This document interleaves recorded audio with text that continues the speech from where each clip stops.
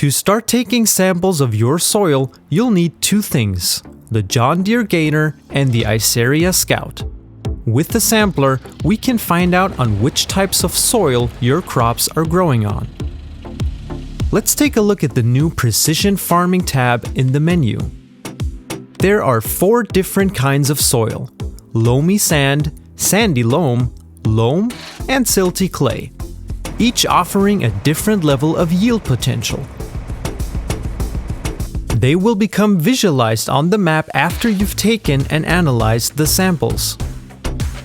The next step is to find out about your soil before you begin preparing the field. Samples are collected in the vessels at the bottom of the unit. Let's switch to the soil map and have a look at the visual impact of taking samples with a 25-meter radius. You can see the radius on the mini-map as well. This is the only indication for areas with samples taken. They're not analyzed yet. Since 1 or 2 samples won't give you enough data, you need to cover as much of the field as possible. Have enough samples collected? Press Z. Depending on the difficulty, the price of analyzing the samples will vary. When you get the lab results back, you'll see the soil properties on the soil map. Now you have the data. Not only are there 4 different soil types, you also have to take into account different pH levels and the content of nitrogen when improving your yield.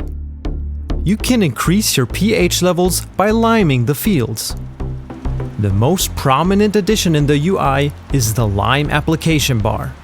While the red mark shows you the current pH level, the tiny flag indicates which pH value to aim for. By pressing the comma button, you can activate or deactivate the automatic application rate of lime.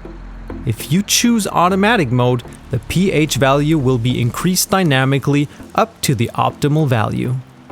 Each soil type has a different optimum value. You can see the liming results on the pH map.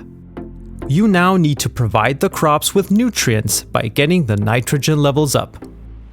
Depending on the crop you want to sow, use slurry or manure first. These help to reduce the application rate and costs for mineral fertilizer later. After sowing the crop, you can adjust the nitrogen level to the crop target value with mineral fertilizer. While liming and fertilizing, you'll see the rising values live on the minimap. After the usual field work, including the removal of weeds, the crops will soon be ready for harvesting. But that's not all.